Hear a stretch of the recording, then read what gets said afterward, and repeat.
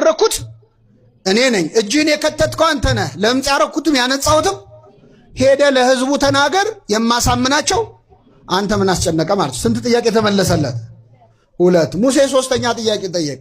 ጥሩ ነው ጌታ ሆይ ማን መሆንንም አውቃለሁ፣ የምታሳምናቸውም አንተን አውቃለሁ። ግን ሄጄ ስናገር እኔ እንደምታውቀው ኮልታፋ ነኝ፣ ንግግር ብዙ አይሆንልኝም እና መናገር አልችልም፣ አንደበት የለኝም ማለት።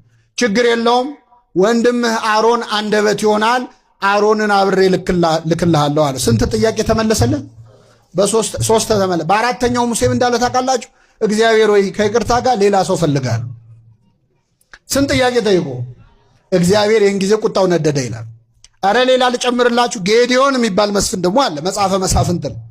ጌዲዮን ደግሞ ቅዱስ ሚካኤልን ልኮ እግዚአብሔር ሂድና ህዝቤን ነፃ አውጣ ብሎሃል እግዚአብሔር አለ።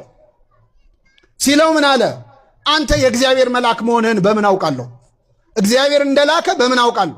ስለዚህ መስዋዕት አቀርባለሁ፣ እሳት ከሰማይ ወርዶ መስዋዕቱን ከበላው አንተ የእግዚአብሔር መልአክ ነህ፣ አለዚህ አላቅም። ስለዚህ መስዋዕቱን እስካቀርብ ድረስ ከዚህ ጋር እንዳትላወስ አለው ይላል። ማን ነው እንዳትላወስ የሚለው? ቅዱስ ሚካኤል በረከቱ ይደርብን። እሺ ብሎ ቆመ ሚካኤል፣ የዋህ አይደለ? እሺ ብሎ ቆመ። ከዛ አቀረበ፣ እሳት ከሰማይ ወርዶ መስዋዕቱን በላው። በል ጌዲዮን አሁን የእግዚአብሔር መልአክ መሆኔን አውቃል፣ ሂድና ህዝቡን ነፃ አውጣ ሲለው ምን እንዳለ ታውቃላችሁ? በእኔ ነፃ እንደሚያወጣስ በምን አውቃለዋል? ስለዚህ የበግ ፀጉር የበግ ቆዳ አምጥቼ አነጥፋለሁ መሬት ላይ፣ ሌላው ቦታ ሲዘንብ እሱ ላይ ደረቅ ይሁን፣ እሱ ላይ ደግሞ ደረቅ ሲሆን ሌላው ላይ ይዝነብ። ያኔ እግዚአብሔር ህዝቡን በእኔ እንደሚያወጣ አውቃለሁ። ተደረገለት። ድንግል ማርያም አምላክን በድንግልና ጸንሰሽ ትወልጃለች ስትባል እዚህ ጋር ዝናብ ይዝነብና እዛ ጋር ደረቅ ይሁን ብላለች። እነሆኝ የጌታ ባሪያ እንደ ቃልህ።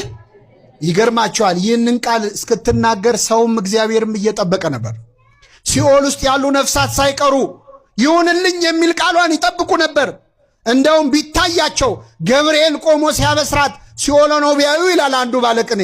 ሲኦል ነው ቢያዩ እሺ በይ እያሉ ይጮሁ ነበር።